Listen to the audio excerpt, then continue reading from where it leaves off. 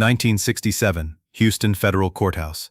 Muhammad Ali stood at the peak of his career, heavyweight champion of the world, undefeated, unstoppable.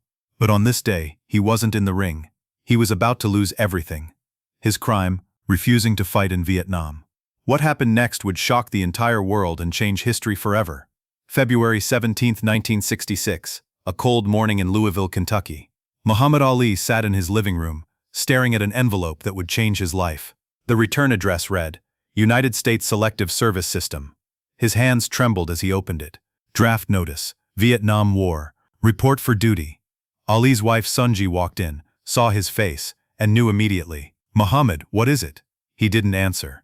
He just kept reading the same words over and over. You are hereby ordered for induction into the armed forces of the United States. The phone started ringing. Reporters somehow already knew. His manager Herbert Muhammad was the first to call. Champ, I just heard. We need to talk strategy. Maybe we can get a deferment, maybe. Ali cut him off. I ain't going, Herbert. Silence on the other end. What do you mean you ain't going? I mean I ain't got no quarrel with them Vietcong. They never called me no knucker. They never lynched me. They didn't put no dogs on me. Why should I go shoot them for America, when America never did nothing for me? Herbert's voice turned urgent. Muhammad, listen to me. You say that out loud and you're done. Your titles, your endorsements, everything. Then I'm done. Ali hung up the phone. But what he didn't know was that this single decision would cost him far more than anyone imagined, and the government's response would be more brutal than any punch he'd ever taken. 2 hours later, Ali's doorstep was swarmed with reporters, camera flashes, microphones shoved in his face, questions screamed from every direction. Champ, is it true you're refusing the draft? Ali, what about your patriotic duty? Are you a coward, Muhammad? Ali stepped outside, still in his robe. He looked at the crowd of journalists, at the cameras broadcasting to millions of Americans. This was his moment to back down, to apologize, to save his career. Instead, he said the words that would echo through history. Man, I ain't got no quarrel with them Vietcong. No Vietcong ever called me knucker. The crowd erupted. Some reporters looked shocked. Others scribbled furiously. One journalist shouted, "You're a disgrace to this country." Ali didn't flinch. I'm not going 10,000 miles to help murder, kill, and burn other people, simply to help continue the domination of white slave masters over dark people. If you were standing there, watching the most famous athlete in the world destroy his career in real time, what would you have thought? Within hours, the backlash began. Newspapers called him a traitor. Politicians demanded his arrest. Former fans burned his posters in the streets. Sponsors started pulling out. Coca-Cola, Wheaties, everyone. But Ali stood firm. Because what the public didn't understand was that this wasn't just about Vietnam. This was about a lifetime of discrimination, of being told he wasn't good enough because of the color of his skin. But the real punishment was still coming, and it would come from the one place he never expected. April 28, 1967. Houston Armed Forces examining an entrance station. Ali arrived in a sharp black suit, surrounded by supporters, reporters, and FBI agents. Inside, military personnel lined the hallway. The atmosphere was tense. Ali was led to a room where a Navy officer held a clipboard. When your name is called, step forward and take the oath of induction. The officer began calling names. One by one, young men stepped forward, raised their right hands and pledged to serve. Cassius Clay. The room went silent. The government had deliberately used his birth name, not his Muslim name, a calculated insult. Ali didn't move. The officer repeated louder, Cassius Clay, step forward. Ali remained still, his jaw set. He would later say, I watched them call my name 3 times, and I just stood there. A military officer approached him. Sir, you understand the consequences of refusing induction? I understand. 5 years in prison, $10,000 fine. You'll lose everything. Ali looked him dead in the eye. I said I understand. And just like that, Muhammad Ali became a criminal in the eyes of America.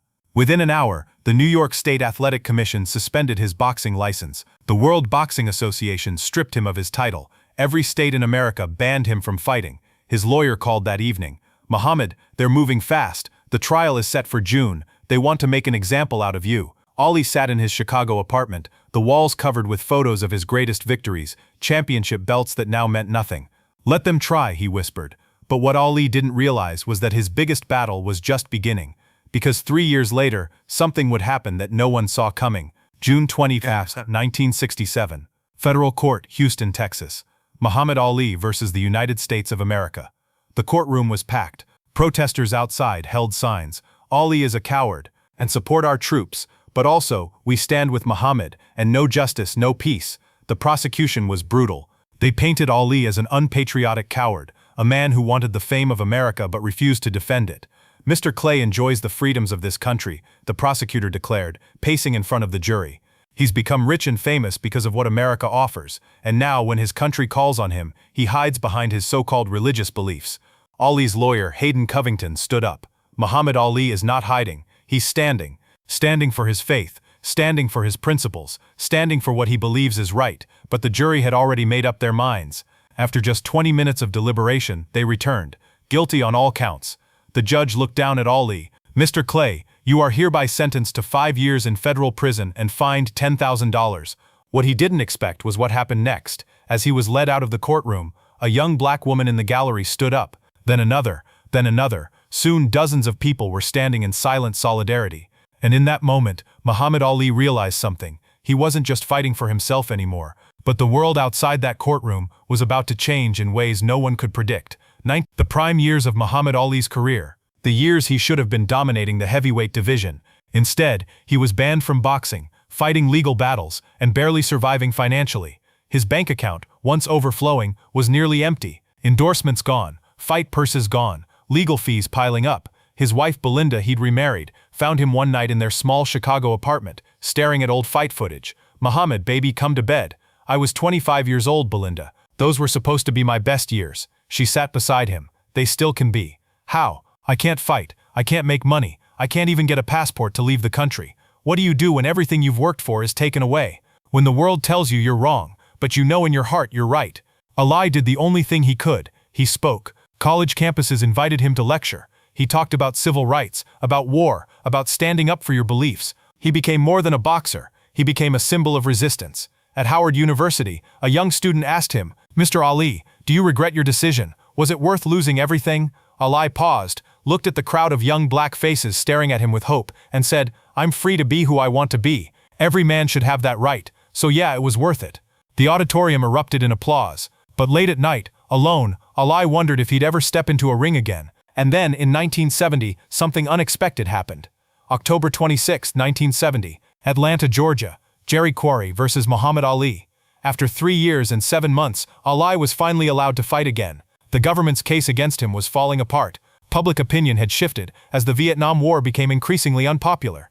The Supreme Court would eventually overturn his conviction, but for now, one state, Georgia, agreed to license him. In the dressing room before the fight, Ali sat quietly. His trainer Angelo Dundee wrapped his hands and noticed they were shaking. "Champ, you okay?" "I don't know if I still got it, Angie." 3.5 years, that's a lifetime in boxing. "Then let's find out." Ali stood up, looked in the mirror. He was 28 now, but felt older. The world had changed. He had changed. Could a man who'd been away from the sport for so long still be the greatest? The bell rang for round 1. Ali moved slower than before. His reflexes weren't as sharp, but his heart was bigger than ever. In the 3rd round, he unleashed a combination that sent Quarry stumbling. The crowd went wild. Ali won by TKO in the 3rd round. As the referee raised his hand, tears streamed down his face. He'd proven he could still fight, but more importantly, he'd proven that standing up for your beliefs doesn't mean giving up on your dreams. After the fight, a reporter asked, "Muhammad, you lost 3 years of your prime. Are you angry?" Ali smiled. "I didn't lose nothing. I sacrificed 3 years of boxing for what I believe. That's not losing, that's living." But Ali's story was far from over. What happened next would prove he was right all along. June 28, the United States Supreme Court, in a stunning 8-0 decision, one justice recused himself. The court overturned Muhammad Ali's conviction. The government's case, built on claims that Ali's religious beliefs weren't sincere, collapsed. Justice Thurgood Marshall, writing for the majority, essentially said what Ali had been saying all along. His beliefs were real, his stance was valid, and the government had been wrong. Ali was in his Chicago home when his lawyer called with the news. "Muhammad, you won. The Supreme Court ruled in your favor. You're completely exonerated." Ali sat down slowly. "Say that again. You won. The conviction is overturned. You're not a criminal. You never were." For the first time in 5 years, Muhammad Ali cried. Not tears of sadness, but of relief, of vindication. Imagine being told you're wrong by your entire country, losing everything, and then years later, being told you were right all along. That night the phone didn't stop ringing. News outlets wanted interviews. Old sponsors wanted to come back. Politicians who'd condemned him now wanted to shake his hand. Ali declined most of them. Instead, he went to a local mosque and prayed. Because this victory wasn't just his, it was for every person who'd been told to compromise their beliefs. But there was still one more mountain to climb. October 30, 1974. Kinshasa, Zaire, now Democratic Republic of Congo. The Rumble in the Jungle. Muhammad Ali versus George Foreman. Ali was 32 years old, considered past his prime. Foreman was an unstoppable force who destroyed everyone in his path. Every expert predicted Ali would be knocked out, but Ali had one advantage. He'd already faced the biggest challenge of his life and won. Vietnam, the government, the legal battles. If he could survive that, he could survive anything. In the 8th round, Ali unleashed a combination that sent Foreman crashing to the canvas. The crowd chanted, "Ali, Bamaye! Ali, kill him!" Muhammad Ali, the man who'd lost everything for his principles, was champion of the world again. In the post-fight interview, a reporter asked, "Muhammad, after everything you've been through, how does this feel?" Ali looked directly into the camera. "I told y'all I was the greatest. But being champion ain't about the belt. It's about standing for something even when the whole world tells you to sit down." Today, Muhammad Ali is remembered not just as a boxer, but as a hero. The same government that tried to jail him eventually gave him the Presidential Medal of Freedom. The same sports writers who called him a coward now call him the greatest athlete of the 20th century. But here's what matters most. Ali's refusal to fight in Vietnam helped change America's conversation about war, about race, about what it means to be brave. Those 3.5 years he lost, they weren't lost at all. They were invested in something bigger than boxing. They were invested in justice. What most people don't know is how Ali's stance influenced an entire generation of athletes who came after him. In 2016, Colin Kaepernick took a knee during the national anthem to protest police brutality. The backlash was immediate and brutal. He lost his NFL career. But when asked why he did it, Kaepernick said, "Muhammad Ali showed me that athletes don't have to just shut up and play. We can stand for something." In 2012, an aging Muhammad Ali, now suffering from Parkinson's disease, sat in his Michigan home watching old footage of his Supreme Court victory. His hands shook, his voice was barely a whisper, but his daughter Layla noticed tears in his eyes. "Dad, what are you thinking about?" Ali struggled to form the words but finally said, "Worth it, all worth it." Because he understood something that took the world decades to realize. True strength isn't about how hard you can hit, it's about how hard you can get hit and keep standing. The young men who refused to go to Vietnam after Ali's example, the athletes who spoke up about injustice, the everyday people who chose their principles over their paychecks, they all carried a piece of Ali's courage with them. In 1996, at the Atlanta Olympics, the world watched as Muhammad Ali, trembling from Parkinson's, lit the Olympic torch. The same America that had stripped him of his titles, the same nation that had called him a traitor, now held him up as a symbol of courage and conviction.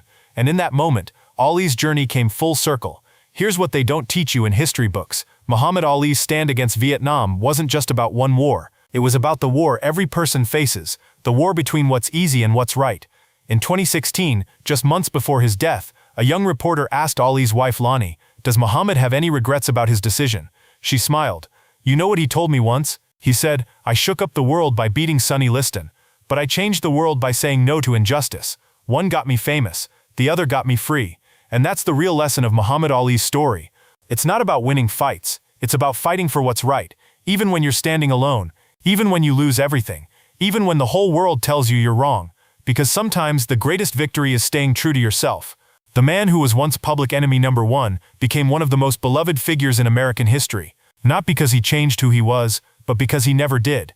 Muhammad Ali once said, "I know where I'm going and I know the truth, and I don't have to be what you want me to be, I'm free to be what I want." Those words cost him his championship, his livelihood, and 3 years of his career. But they earned him something more valuable, his dignity, his principles, and ultimately, his place in history. The question is, when your moment comes, when you're asked to compromise everything you believe in, what will you choose? If this story moved you, hit that subscribe button. We're telling the untold stories of legends who changed the world, one final round at a time. Tomorrow, we're diving into another shocking true story that will leave you speechless. You don't want to miss it. I'm out. Peace.